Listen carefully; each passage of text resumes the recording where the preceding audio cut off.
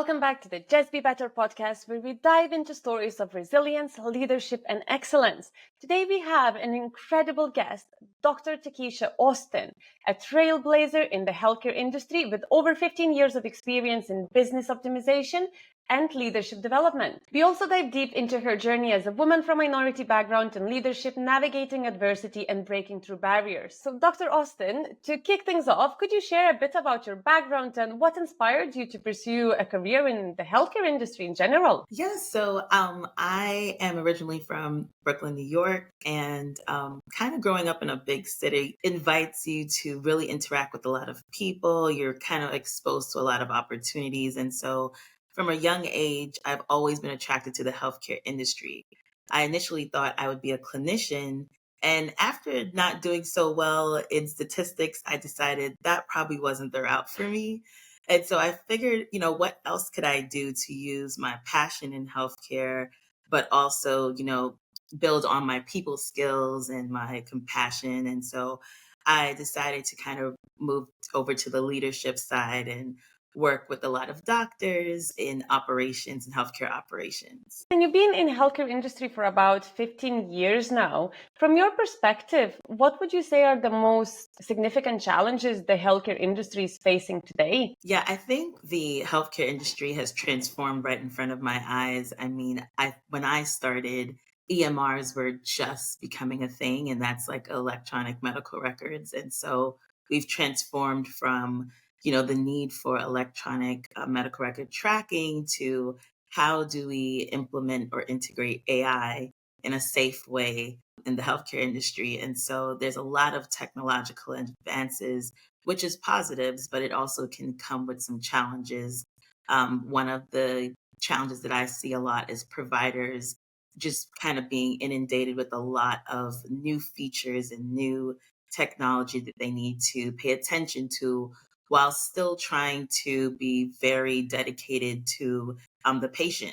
And so that can become, challenging in how to satisfy the provider and being able to do what, is their first level of care, which is really focusing on the patient, but also meeting all of the advances that are expected for them to follow in workflows and things like that. You specialize in healthcare business optimization, if I understood that correctly. Where do you see the most common operational inefficiencies in healthcare organizations? And are there some simple solutions that we're just not seeing, or the business itself is too big to have those simple solutions? I feel like this is a very loaded question, but we're going with this. I think one of the challenges on the operational side is ramping up too quickly. Kind of connected to my previous answer, but more so, not understanding all that it takes to optimize and become efficient and kind of throwing a new program or a new project too quickly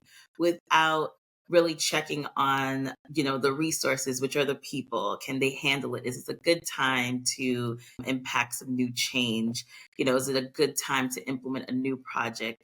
I think, we're moving at the speed of light. And sometimes it makes sense to take a step back and really pay attention to who, the most valuable assets are, which are the people. I think you nicely touched on whether people can handle it. And as we discussed off camera, I think burnout is a major issue for a lot of healthcare professionals. In your work, how do you address burnout from both an operational standpoint and essentially through your leadership development? Yeah, so I'm really passionate about the people side of healthcare. And so I've managed a lot of teams. And one of the things that I take as really important is to always check in. I never like to assume that my team is doing good because the output of the work is doing well. I'm really big on what can I do for you. I'm a servant leader at heart, and I'm really passionate about, I know you're here to do a job, I'm here to do a job, but I really want to make sure that you're okay. And so that can look like team huddles, that can look like one-on-one check-ins, that could look like a professional development stretch. Something to just keep that heartbeat of that individual really aligned and passionate. And so I take that into my leadership development programs where I think that we as leaders need to always be reactive and responsive to the needs of those that report to us. Mhm. Without it, we can't get any of the work done. So really passionate about that. I think I read a book, I think it's called Sleep. I can't remember the author. And he addressed the issue as well that, which is surprisingly universal, and most countries has the same systems in place where most of the doctors work shifts of 24 hours to sometimes 48 hours. Firstly, do you think this practice is not outdated, and do we need to change it?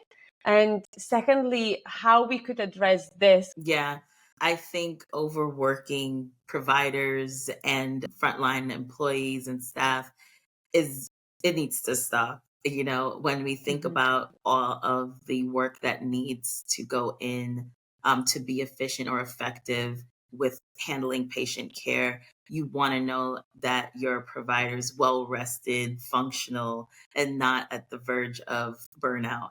And so, something definitely needs to happen. But I think it's a change that has to start from the macro level.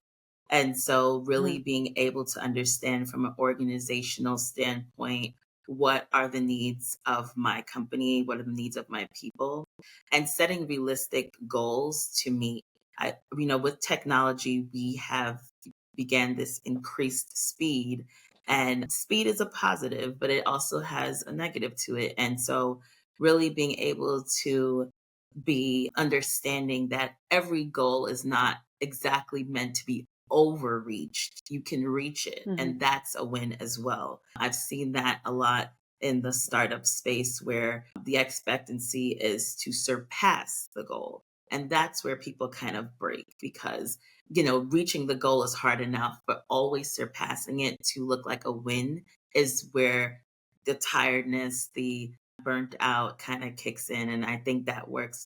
That's understood for providers and as well as non-clinical employees. In general, hospital, at least to me, it's very interesting concept because for a long time, I don't even know how to describe how I looked at it, but I never looked at the hospital as a business. It was some sort of an entity that I just expected to be run efficiently. But then I don't even know how to explain this. Probably being a little bit naive, probably that the governments look after the people, they look after the hospitals, and there's nothing else that needs to be looked at. But then when you actually look from an operational perspective, I think the complexity that it goes into running a hospital in general is just the next level. Yeah. Rocket science probably doesn't even compare to that. And then you have on top of that, you have that massive people element. And I mentioned to you earlier, one of my friends who works in a hospital as an assistant to a surgeon, she works 24-hour shifts, and she is expected to be very active and very have a very clear mind when she's performing a surgery. She's not doing the surgery herself, but she's still Right. assisting to a surgeon. And when I think of myself, like if I went to do a work, even like interview someone after sleepless 24 hours, I'm most likely just going to stare at you for about 20 minutes and realize that I'm not hearing anything. So to me, it's a Yeah. very interesting way from a business perspective of how, as a leader, you run your business. So your employees actually reach that point of burnout where mistakes happens, and those Yeah. mistakes is not that we're going to lose a client or we're going to lose £100,000. No, it's actually losing someone's life. Yeah. Yeah, for sure. Malpractice, that industry has grown so much, especially during COVID, and seeing how clinicians overall were really stretched to their max. So it definitely is a real thing, and it's something that executive leadership and organizational leaders you need to take in account as they're developing these strategic plans and goals for the year. And, like I said earlier, being more realistic in what Mhm. is a goal and what's a safe percentage of we've reached this versus always overachieving and leading to those costly mistakes. I think the pandemic highlighted quite a lot of vulnerabilities in the healthcare system across the globe. Yeah. What do you think are the most critical lessons learned in general? And do you think those lessons that has been learned, are they became lessons that we addressing, or they are lessons that we learned and we forgetting? Yeah, there's a bunch of lessons, but I think one of the main ones was risk planning. really looking at that initial gap of reactiveness if faced with such a large pandemic, that what do we do? How do we respond? Right. And so, for sure, there's definitely been an improvement in that area. There's risk strategies in place in various levels in the healthcare system, more so than ever.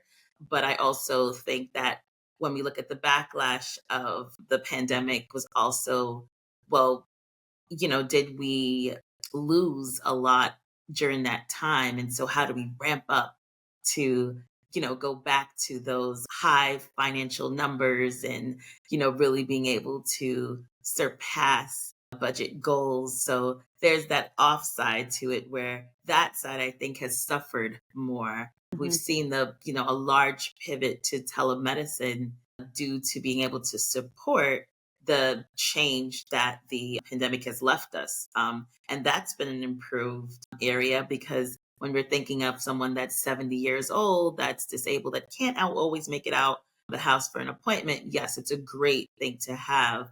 But then now we're looking at, an increase in work, because if you're not waiting for your patient to come to the office, you can probably squeeze 3 patients into that hour versus before maybe you would squeeze 2. So the increase in demands from the clinicians, the increase in demands from the administrative staff, there's a whole, interwoven kind of pro and con to it. Mhm. As a healthcare leadership executive, how, if you had to describe your role to a 5-year-old, what do you do? How does that sound? Oh my gosh, I kind of describe it to my daughter and she goes, "You're just a manager." Like, right? So I think, the simple term, I look to develop people. That is, I think all of the process, the project, all that stuff kind of sits under the umbrella, but the development of people is core and focal for me. So if that means developing a call center employee to be able to communicate effectively to the patient on the other end of the phone, to engage them in a new product or service, if that means to develop a manager that is right on the cusp of a promotion, but doesn't have all of these soft skill sets to really sit in a director level. I'm Mhm. just always here for the heartbeat of the people. And I think, that transfers into the work that is done to, implement a program or implement a project or satisfy a stakeholder. So I think that's the simplest way I could put it to a 5-year-old. But I don't know. I think I'll just go with my daughter's answer of, "You're just a manager." Like, simple. I love how kids don't complicate anything. Don't. And a lot of the time they are right to a Yeah. certain extent. Yeah. And I kind of like this. That's why I'll ask this question, because I think there are so many intricacies under your role. It would be very difficult to touch on everything Yeah. within 30 to 45-minute call.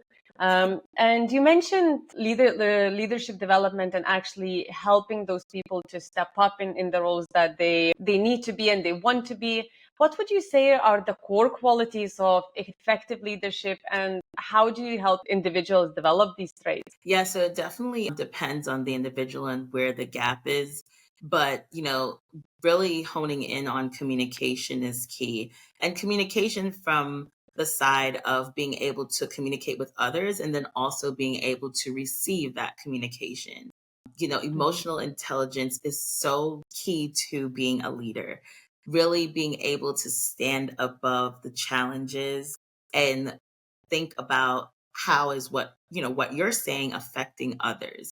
Are you leaving the Mhm. impact that you would like to leave? Are you communicating in a way that's very seamless, where anyone at any grade level can understand what you're trying to convey? And so I always start with communication, but then there's a array of other soft skills. Really being able to be coachable is another thing. Even being a leader, you still need to lean into some type of coaching or mentorship. And I, for one, have had the opportunity to have a lot of mentors in my corner throughout my career. So really key on being able to give but also receive. is one of the areas that you see a lot of lack because a lot of people misunderstand what leadership really is. And they kind of think of it as I'm at the top and everyone's kind of underneath and, do what I say and not what I do. So really being able to start there and build that foundation really helps someone to kind of reach that next level. I think majority of first time managers get that power trip at the very Yeah. beginning, Yeah. because it's very difficult to navigate of giving your work away and then Yeah. delegating the tasks that were yours, as well as managing the team and still feeling useful. I've seen many managers who are currently amazing managers, but at the same time you look at the very beginning of career and it's like, yeah, Yeah. you definitely don't want to give this away, do you? Yeah, definitely, definitely. I've been again lucky in the aspect of I've always been raised to be humble and so it comes really naturally to me. I have definitely seen people struggle with that power trip as to what you're saying. But it really makes for a rocky relationship with your direct reports because people don't want to feel like they're being told what to do. Hmm. They know that they're being told what to do, but it's how you communicate that and it's how you show up to them. And so showing up as an enforcer would never reap the rewards of showing up as I'm here in the trenches with you.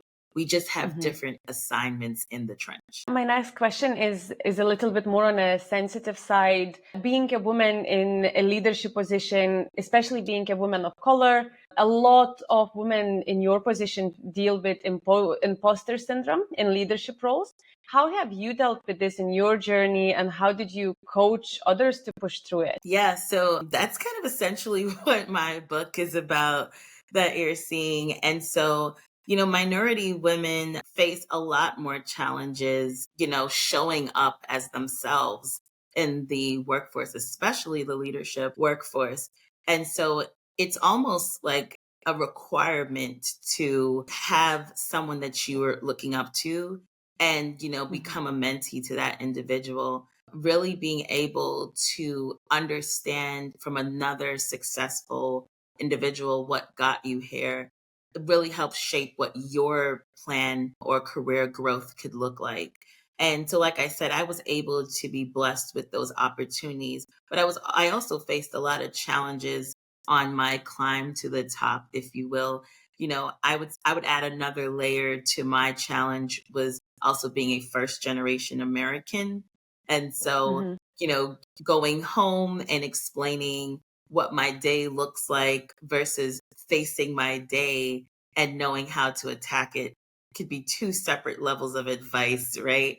And so, having parents that, were always supportive, but always didn't always understand the challenges because they didn't have to face that, in their country. There's Mhm. another dynamic of challenges, right? So being able to kind of pick out what success looks like and begin to develop yourself to that level. Another thing that I'm passionate about is building on, like your personal and faith driven principles. And I feel like that helps with the challenges that you face because there's a lot of times you're going to feel kind of kicked down or burnt down, but knowing that you're there for a purpose, you are going to, leave that impact that you want to leave and really surrounding yourself with individuals that are encouraging and positive. And so I transfer that into my coaching program to really be able to speak to that specific population of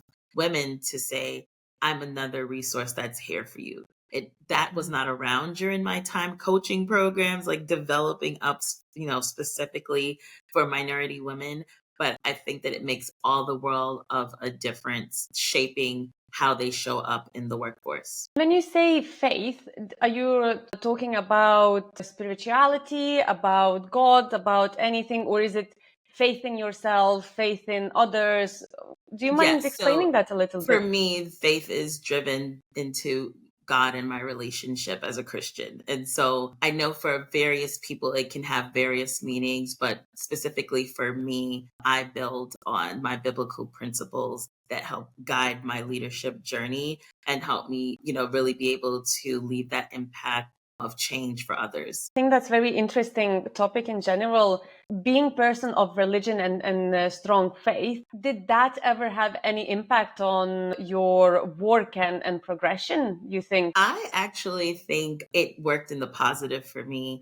I can't speak for others, but showing that I have an alignment to morals and beliefs, I feel like builds trust and character. And Mhm. so, senior leadership knowing, okay, she's driven by core beliefs and she's going to lead in that fashion, we can entrust that she's not going to abuse or take advantage of others. And so I've had a positive experience with it. But I know for others, it could be, a challenge depending on the organization that you're in, what their beliefs are, how you should show up on a day to day. So I think it really depends on, Mhm. I would say, the industry and the organization that you work for. I think it also depends on your religion and your belief in the specific times in society as well, Yeah. probably, because different religions comes up on the news very differently Yeah, that's sometimes, true. depending on the news and something that's Yeah. happening, and it can change quickly. So I always find it fascinating how people actually managing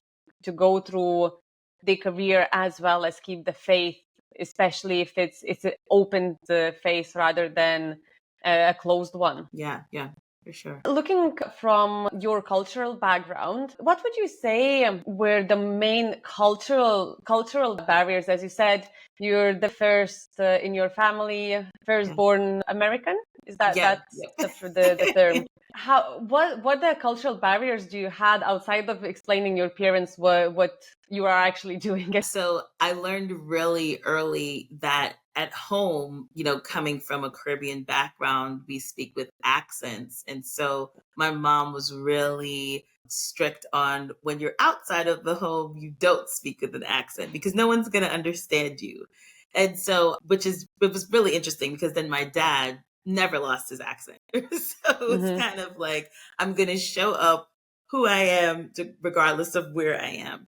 And so I think there was value in my mother's lesson, though, because it helped me communicate on a level that I didn't have to face the pushback of, Hmm. I don't understand what she's saying, but I also know that I'm really proud of my heritage. I'm really proud of, what my parents has, accomplished in this country. So as much as I don't have an accent, I have not lost any cultural, part of me. I eat the same foods.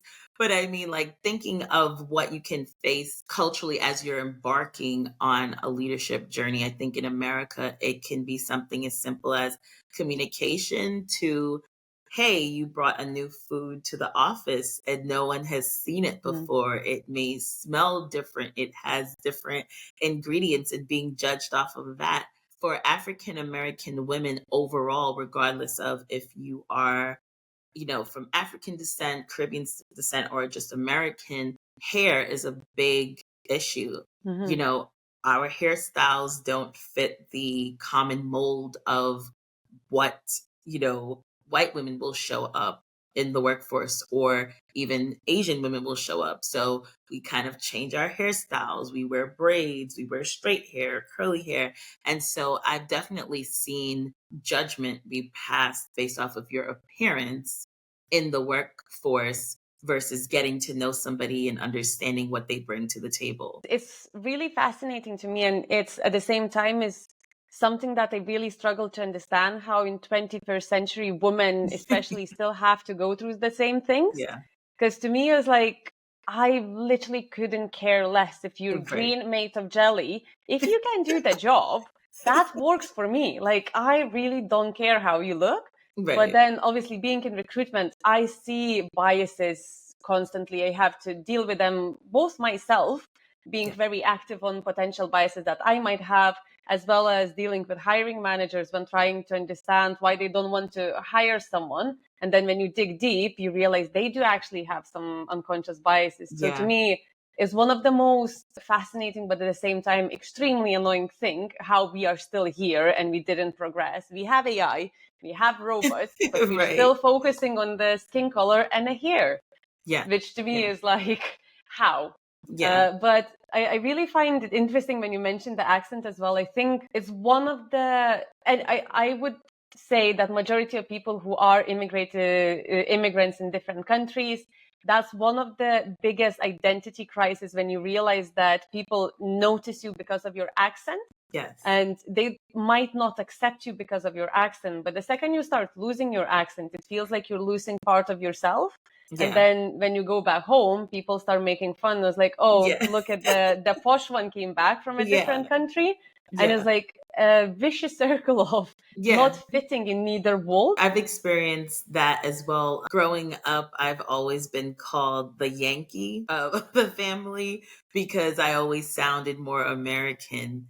And so I've I've embraced it. I didn't shy away from it. I didn't try to speak a different way. It's just what worked for me. But like I said, I'm super cultural in other ways. And so I'm like, well, maybe I don't sound like everybody else, but I still eat the same foods. I still enjoy the same things, But I think also an interesting point when we talk about, and I think you faced this too. I think we talked about this, like even Hmm. your name, like how you spell Victoria versus Yeah. the way Americans may spell Victoria.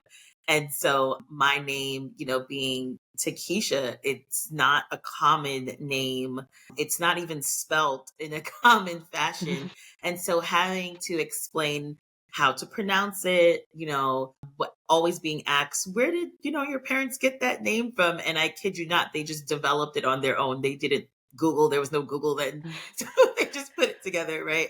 And so even being judged by, your name Hmm. is such a common thing. And I would say African American women face that a lot, right? Our names are Hmm. spelled very uniquely. It's, pronounced uniquely.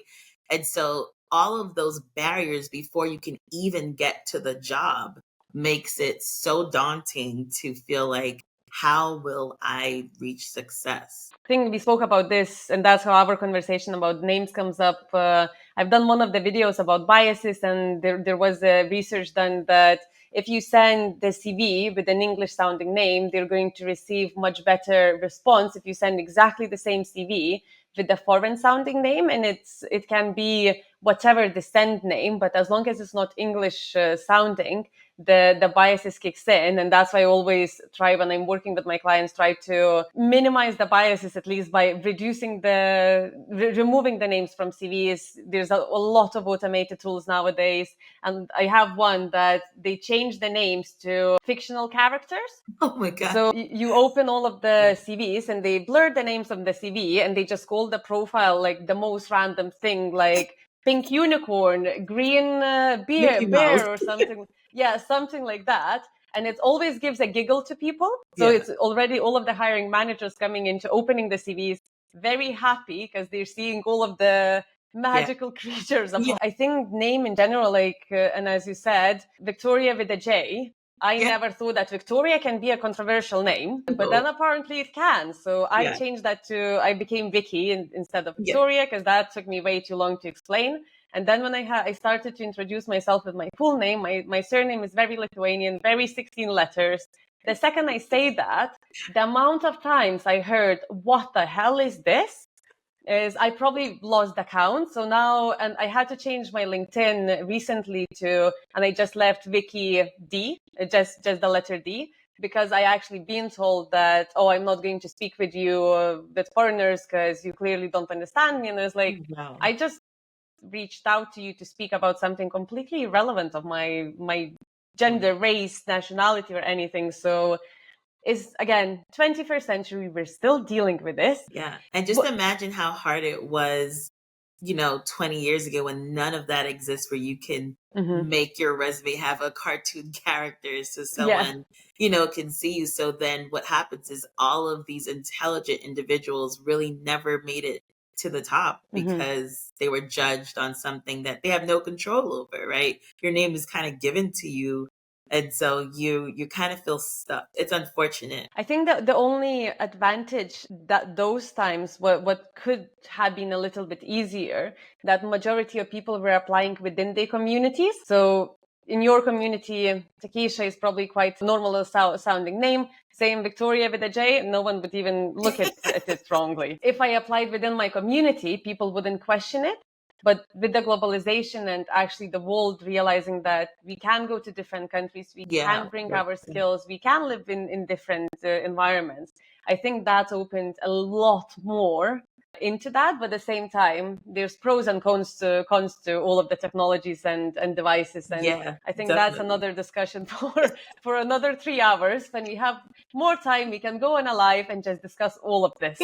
Yes. My next question to you, Dr. Austin, what advice would you give to young African American, Caribbean American, or just women of color in general who are navigating similar challenges in their professional lives that you had, and how can they advocate for themselves in the environments where they might feel underrepresented? Yeah, so I think community is key. Really building your cohort of supporters and people that believe in you, it sets the stage because there's so much more challenging days than days where you're just like, oh, I don't feel any of this. And so really being able to have that support system, especially for women of color, it's life changing, I would say. The other thing is to, you know, ev- success doesn't always look like obtaining a new degree or a bigger and better Mhm. degree. Success could look like getting a certification in something like managing virtual teams or understanding the importance of emotional intelligence. And so having that continuous growth mindset of developing skill sets is so important because you can take that and speak to your leaders and advocate for yourselves with those things as well. I find that a lot of times people are thinking, I'm not, I don't have a master's yet, so I can't do this, or and it's not true.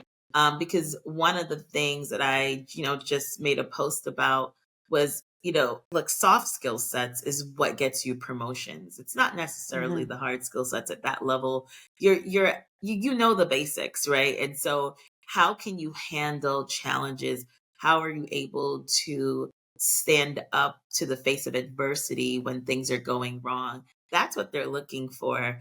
And so taking those small steps to educate yourself constantly and really showing up as your authentic self, I think is key because when we talk about imposter syndrome and it's going to allude to cracks in your foundation. It's going Mhm. to allude that you're not confident in really being yourself. And I think being yourself is what helps you last. It takes you the long way. So I would say just a lot of support, education, and mentorship, as I mentioned earlier, finding someone that's outside of your scope that you find that's successful and really wanting to partner with them, reach out on LinkedIn, make yourself known. You'll be surprised. People are dying to help. They just, they're not going to go Mhm. seek you. Like you have to kind of reach out. And so I've seen it before make changes into people's career paths.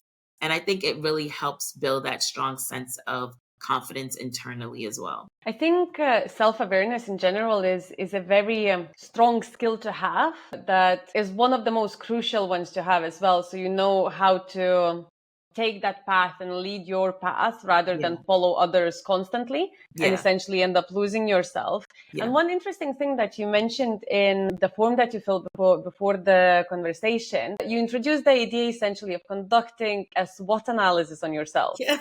Can you explain what that looks like and how individuals can benefit from identifying their own strengths, weaknesses, opportunities, threats? Yeah. So I talk about that in my book a lot. I've had this robust career of being exposed to the business side, operational side, provider side of healthcare. And so I think there's so much to say about the principles that we apply in a business model that we can use on ourselves. And when you talk about self awareness, that's key. Like, when you're in a business forum and you're looking to say, hey, I want to partner with that company, you're going to conduct a SWOT. And so you're going to look at what that company's strengths are, what their weaknesses are, any areas of opportunity, and any threats. And a lot of times you make your decision based off of the threats and the weaknesses. And so if you use that and turn that inward, looking and being self aware on what is my weakness, like what is an area of opportunity for myself, and writing that out. What are some threats to my career path that I haven't addressed? And you'll be surprised, a lot of the answers will fall more on the personal side than just the Mhm. professional skill sets. Maybe there's something in you that, is a people pleaser, right? And so to be a leader, you want to be able to get along and satisfy your team, but you don't want to suffer from people pleasing, because then you can't make decisive decisions when ready, right? And Mhm. so turning that SWOT on yourself can really unearth some gaps that you may be facing that could be barriers to your progress. So I've tried it many of times. I swear by it, because sometimes you really just don't know. You're not really paying attention to you. You're paying attention to everything else around you. And so being mindful and then setting a plan for improvement is key. And I think it really shows how much effort and time you put in your self development. And this year, from what I understand, has been quite fundamental for yourself. You found your own executive Yeah. level consulting. You just published your book. Yeah. So, firstly, what inspired you to start your own firm, and what goals do you have for the future of the company? Yeah. So I think that it's a combination of, I was able to progress in my career fairly quickly for my age.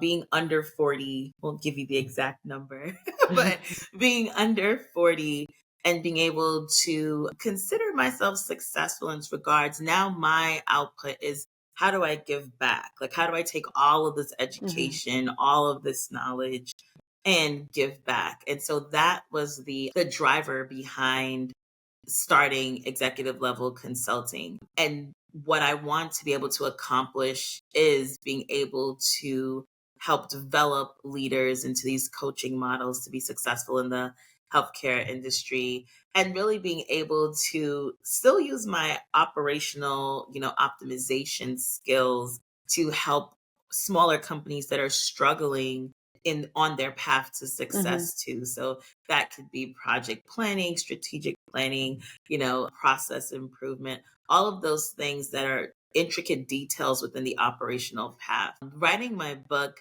literally, a lot of people don't believe me, but I never thought of writing a book before this year. And so, really, just taking that dream and anchoring down with my faith to say, God, if you give me this idea, I'm going to be obedient. So, how do I do this? And taking, again, my experience and conveying it in a way where it's relatable to others was really what my passion was. I wanted to make sure that I was impacting someone that was 10 years younger than me, that's like now at the beginning of their career, someone that's 10 years older than me that was like, wow, like she actually gets it. This is what I've been facing. So I wanted to be Mhm. able to reach the hearts of many of minority women and help encourage them on their journey. If you had to describe the audience of your book and your executive level consulting, is it tailored to minority women? Is it tailored to everyone who wants to feel inspired? I don't want to get the details of your book, but I'm Yeah. just trying to understand a little bit to encourage people to read it. So I think initially my answer would have been minority women, but I've actually learned in the last month it's not. I think it's tailored to everyone, because in the book I touch on a lot of the challenges that minority women face, where, for instance, we're expected to show up always happy, always smiling. And if we're not, we're unhappy.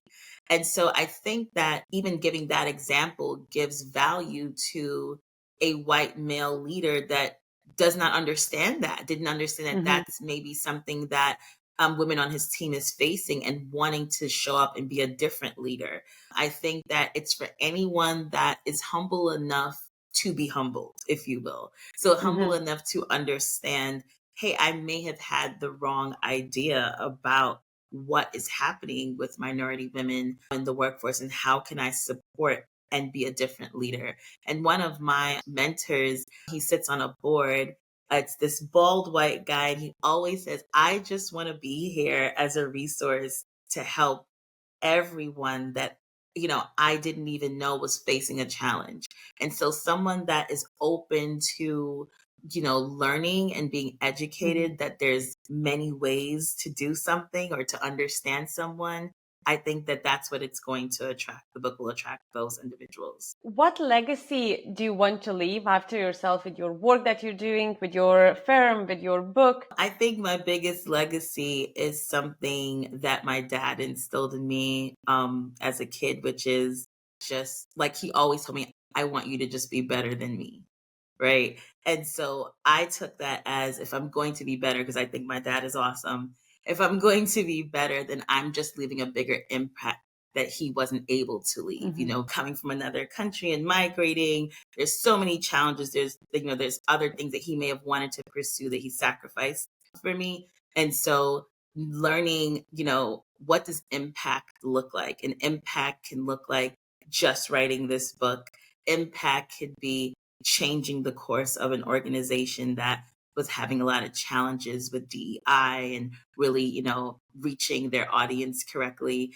Impact can be just being a shoulder for someone to vent their challenges on and offering them recommendations. So I just want to be able to know that, I've walked this walk and I've left an impact to be someone better than the generation before me. Absolutely beautiful advice. And it really works well with my podcast, Just Be Better. Exactly.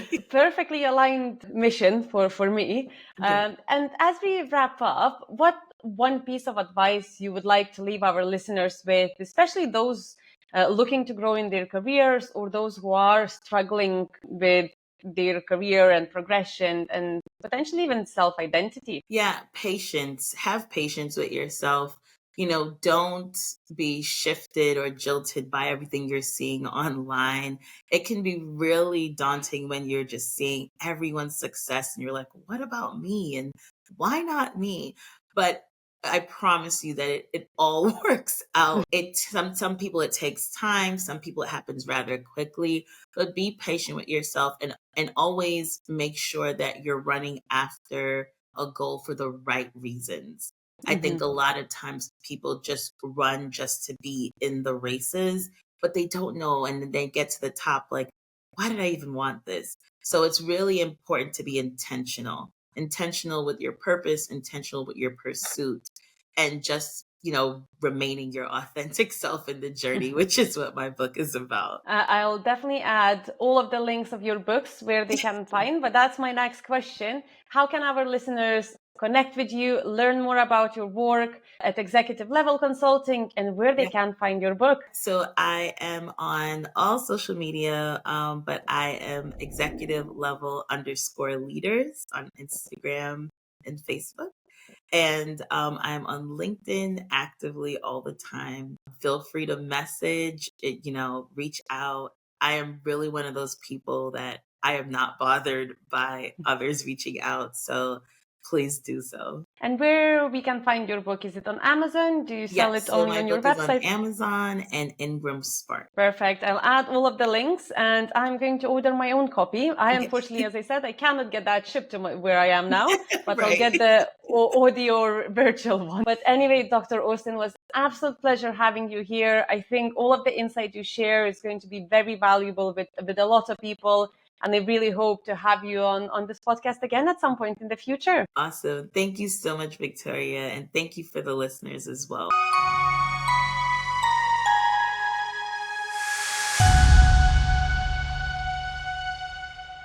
Like and subscribe.